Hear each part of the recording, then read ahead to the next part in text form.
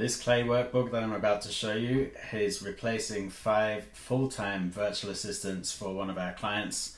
So when this client came to us, they told us about their manual process that they use in order to find jobs and then qualify jobs and then find the right decision makers at those companies. And they had very strict requirements on how they find the right decision makers. So they only reach out to 2 people per company.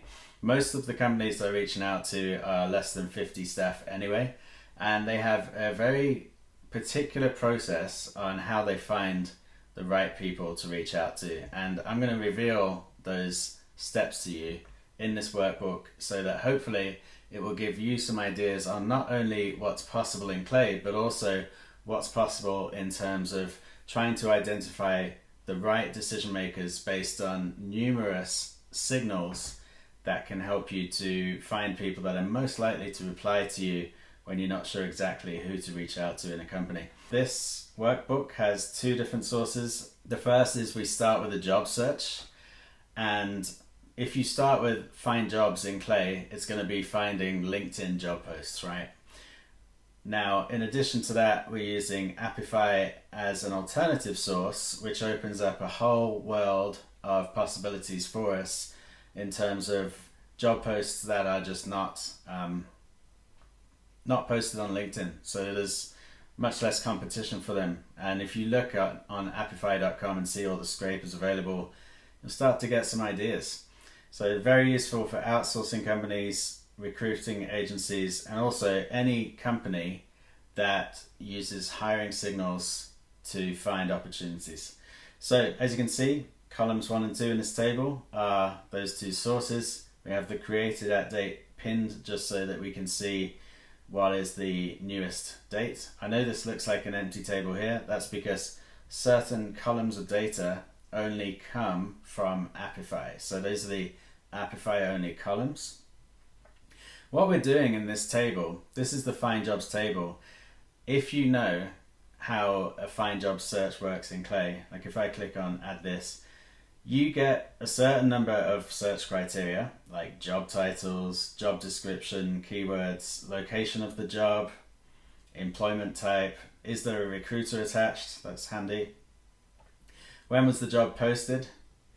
And then do you want to find jobs at a list of companies? Now, what you cannot do is set criteria for the companies in this job search. Like you cannot say, I only want jobs at companies in these industries with headquarters in these locations with employee headcount ranges of 10 to 50 employees. You can't do that here. So you have to get quite creative with it. So what we're doing in this first table is we're just using a ton of formulas or formulae in order to weed out and filter out all the jobs that we know are not going to be a fit. So if you are targeting companies and you want them to be up to say 300 or 500 employees, then you know for a fact that targeting massive corporations like Nike or HSBC is a complete waste of time.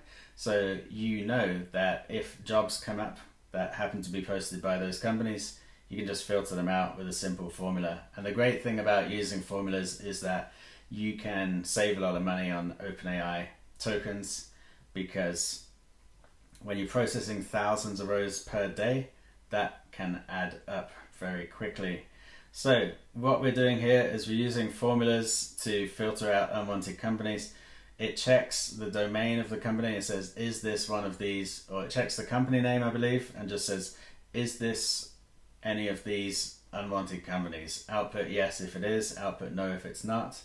And we found that you can have up to 200 or 300 companies in a list, in a formula, and it will still function well.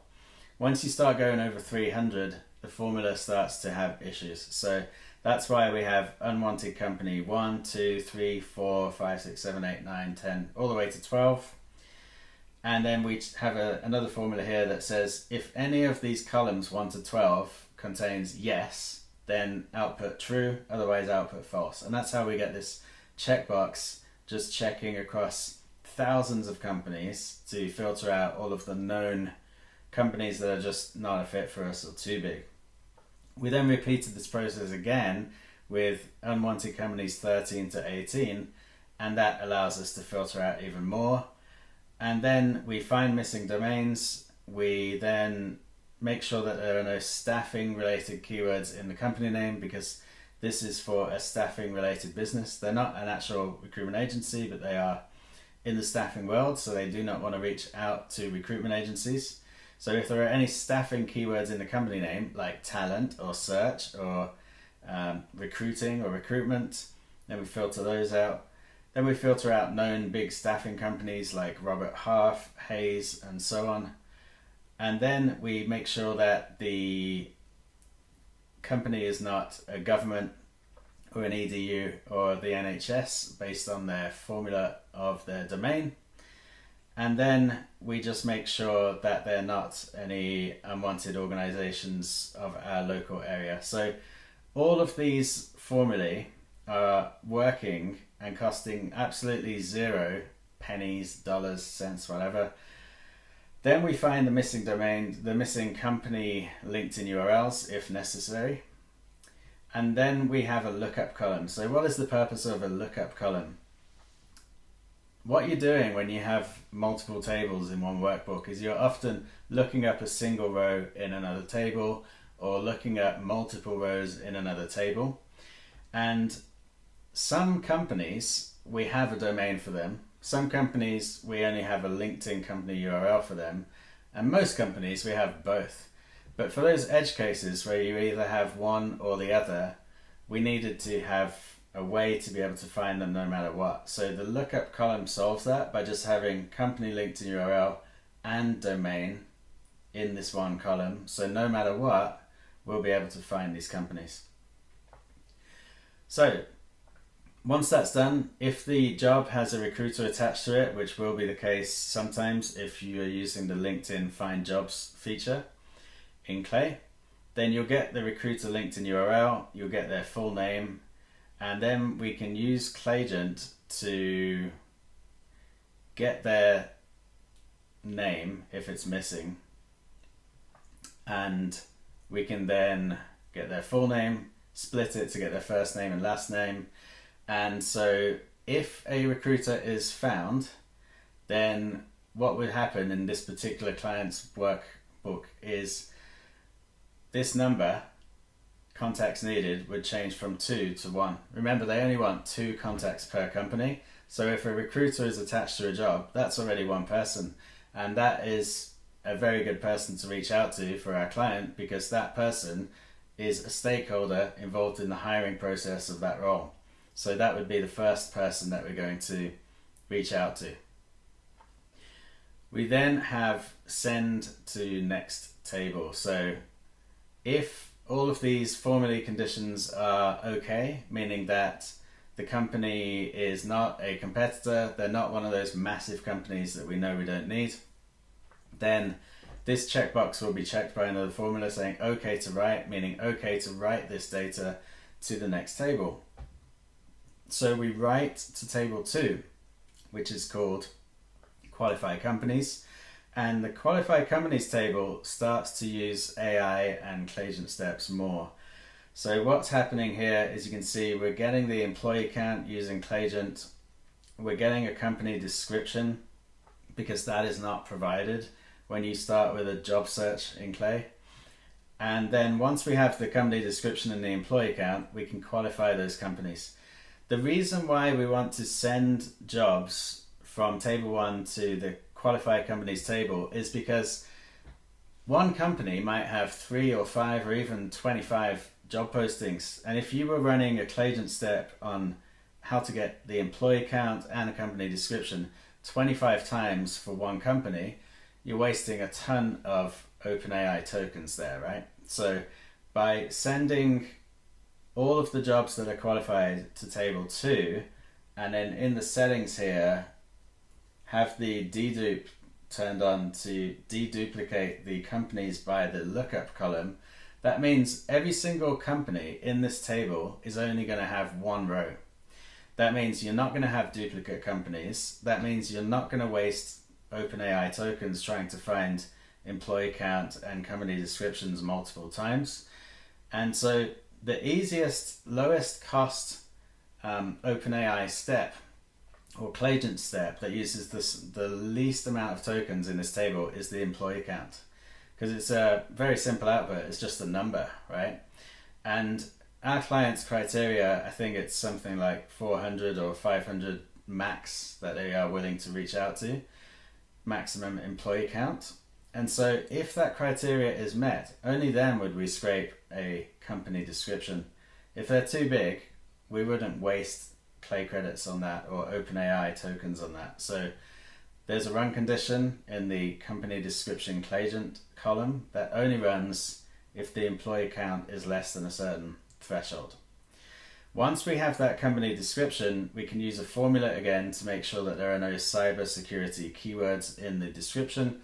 My thoughts on this are, in order to maintain mailbox health for as long as possible, we generally avoid cybersecurity companies because their leadership team and all of their employees, really, they know how much harm it's going to do to a mailbox when they mark you as spam. And so if they're receiving emails from you that they don't want and they mark you as spam repeatedly because you have a lot of cybersecurity companies in your outreach, then your mailboxes are most likely to not last that long. That's a hypothesis, hasn't been tested. Obviously, the greater your offer is, the more appealing your offer is, specifically for cybersecurity companies, the less likely they are to mark you as spam. And you have to just weigh up the benefits versus the cost. It might be worth it for you to do that, but in our case, we're excluding them. We then make sure that the company is not a recruitment agency from analyzing the company description. And if those criteria are all met, then qualified company gets checked. And then what we do is we'll normalize the company name for outreach, and we will look up multiple columns from table 1, which means we'll look up the jobs at the qualified companies only. So as you see, it says 1 record found on these. And as we go down, we see 2 records found, 2 records found. And every time you see that, you can take an action on the list and you can write each item to a new row. So that's exactly what we're doing. And we're sending jobs at qualified companies only into table 3. So table 3 is a nice clean list of jobs that we know for sure are at companies that are qualified for us. So throughout this entire process of qualifying companies, all we have done is check their employee count, get their company description using Clagent, get any missing LinkedIn company URLs or domains, which is a very low percentage of them anyway, and then all the other checks are being done by formulae to just dramatically reduce the amount of OpenAI token usage.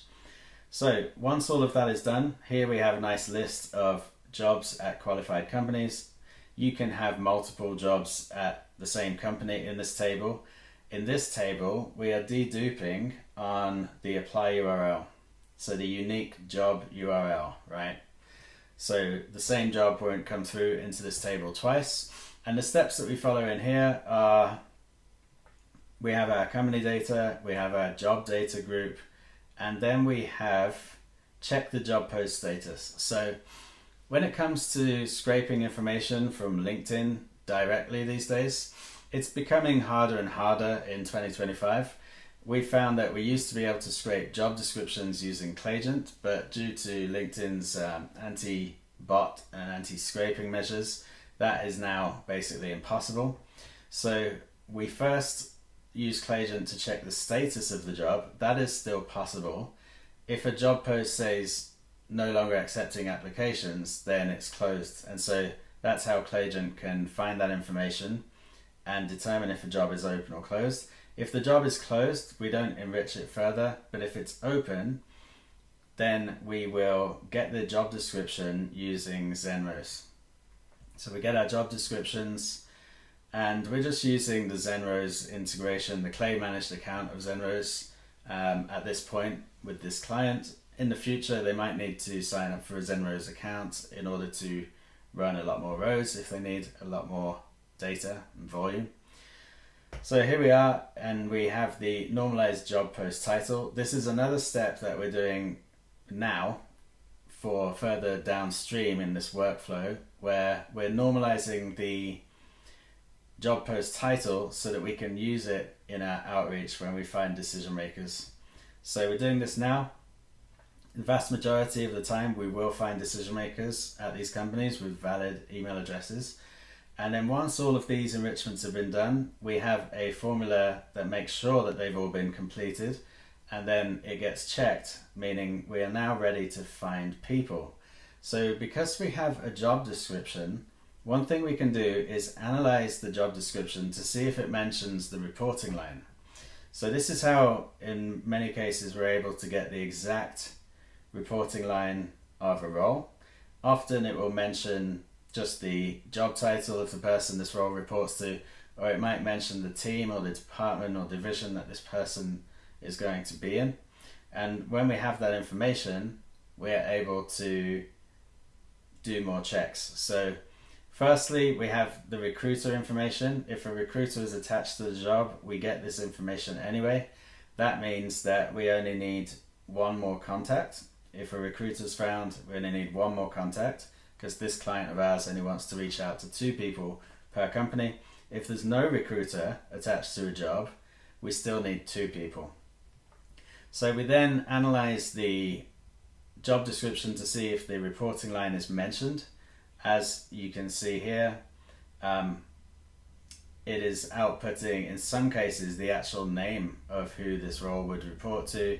In others, it is just outputting the job title of the person to whom this role will report, like head of innovation. Cool. Okay, so we have that, and then we can check if the recruiter is actually the same person as the reporting line. If it is a different person, we only need one more person. If it's the same person, then we need 2 more people. Hang on, let me think about this. How did I do this? So we need 2 people in total. If the recruiter happens to be the same person, oh yeah, so this is it. So what it is if the reporting line, job title or team, or even the name of the reporting line is mentioned in the job description, then we check that that is not the same person as a recruiter. If it is the recruiter whose details we already have, who's attached to the job, then we know that we don't need to run this Clagent step. But if it's a different person, then we do need to run this Clagent step to find the second person. So in this case, you can see a role here. It says it reports to the QA manager in the QA team, and that is a different person to the recruiter attached to the role, because this row here does not have a recruiter attached anyway. And so then we'll run Clagent to go, okay, go and find the quality assurance manager at this company. We'll give the prompt as much information as possible about location, company, everything needed. And it has found this person named Karen Dunn, who's a QA manager at this company. So now we know that we have the reporting line's contact information. And we have another formula that says how many contacts are needed after we've done this reporting line search. So in this case, we only need 1 more contact. Most cases we need 1, some we need 2 more contacts still. And then we'll send that recruiter information to table 4, and we'll send the reporting line to table 4. So as you can see, this workbook is getting pretty advanced at this point. We also send the data from this qualified jobs table to tables 6 and 8. And then going downstream, and I'll go faster through the rest of this video.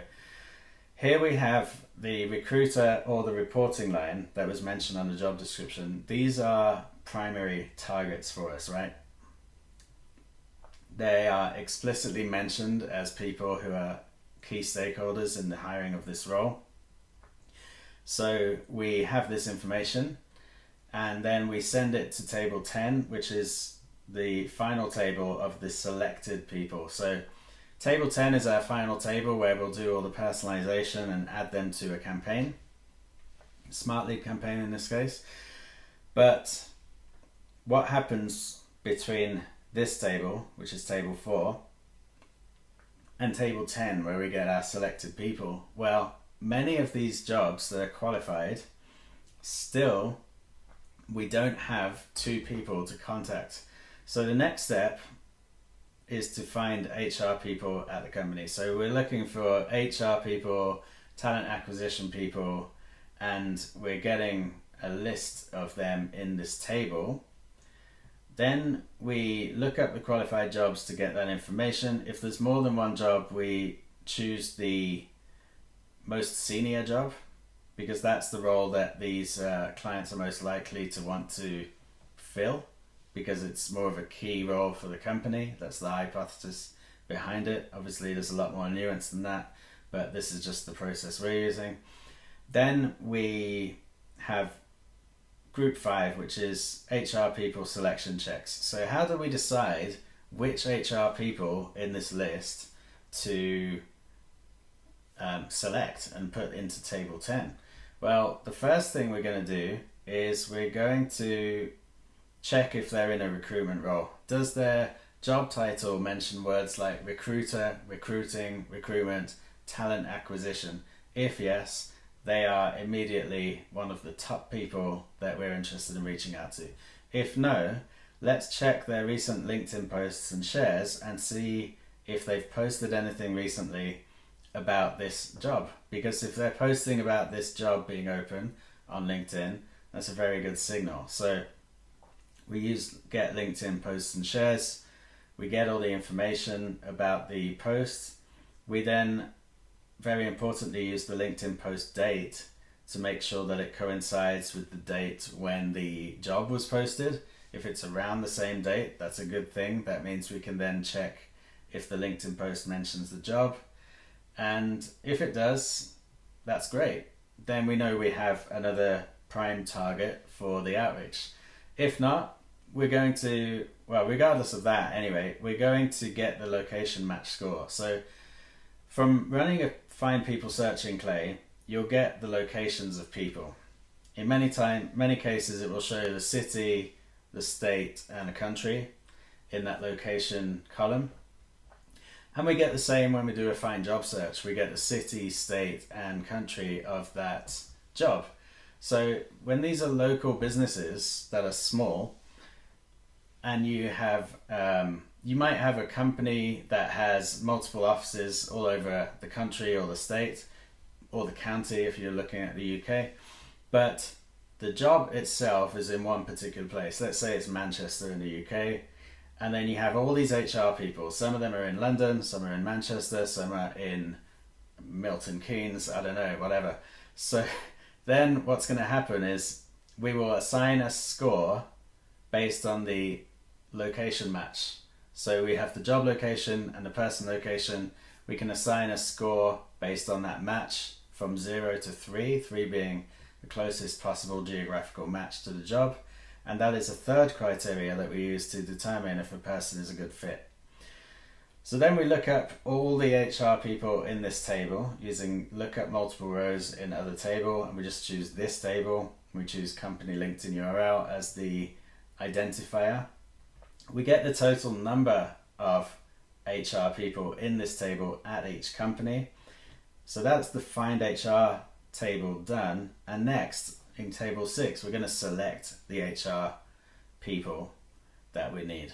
So in table 6, we're looking up data. We know that we have how many jobs at each company. We know that we have look up the HR table 5 to see, of all these qualified jobs, for which of those qualified jobs do we actually have any HR people anyway?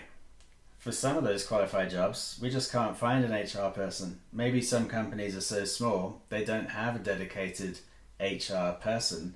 Maybe they have a, general administrator, general manager, office manager, practice manager, titles like that. So in many cases we just won't have an HR person. Then we'll know how many total HR people are found, and we know from previous tables how many contacts we need after we've checked if we have the recruiter and if we have the reporting line. If we have both of those, then this column is going to say 0 on that row, meaning we don't need any more people because we only need 2 people tops. But contacts needed after the reporting line check and the recruiter check, in many cases we still need 1 person. In this case we need 2 people still. In this case we need 2, 1, 1, 1, you get the idea. So then we have a prompt that's going to analyze all of the people, all of the HR people found, like, okay, here's HR, here's 8 HR people. And from the previous table, we have all of their enrichments. We know who has the highest job location match score. We know who's posted about the job, if anyone has posted about the job on LinkedIn. And we have various criteria that we can use to select the most suitable people for the job. So this AI step called Select HR is analyzing that list of HR contacts and choosing the top 1 or the top 2 people needed. So for example, if this says contacts needed after the checks, we need 1 more person, then this AI step is going to find just 1 more person. But in this case, you can see that we still need 2 people for this job. And so this AI step has found 2 people. That's why you see object, object, comma, object, object. So it will find the number of people that you need it to find, remaining people, after having checked reporting line and if there's a recruiter attached to the job. And then it will send those selected HR people to table 10, which is our enrichment table for outreach. So that continues, and then after we know this, after this process is finished, we'll know how many people have been selected, how many HR people selected, how many recruiters have been selected, and how many actual reporting line people have been found and selected. And in many cases it would say, you found all the people you need, you don't need any more. But in some cases it's going to say, we still need 1 person. So how many leadership people do we need next? So our first priority was to find HR people for this particular client. That's how they work. That's how they've been running their business manually for years, and it works well for them. Next, if we didn't find HR people, we're going to try and find senior leadership, which I'm just calling CEOs because it's shorter than saying senior leadership in a column, and so the header name is easier, more succinct, easier to read when the column is not so wide. So we know that we need 1 CEO type person, 1, nobody here, 1 here, we need 2 here. And so then we repeat the process. This time we're doing find people using the qualified jobs table as our source. And we're finding senior leadership people with titles like CEO, founder, owner, managing director, and so on. And then we repeat the same process to select those CEO type people and send any selected people to table 10. And then as a final step, and this is something that is very powerful when you're looking at more local focused businesses that are less likely to be on LinkedIn. I'll give you an example. Think about roofing companies.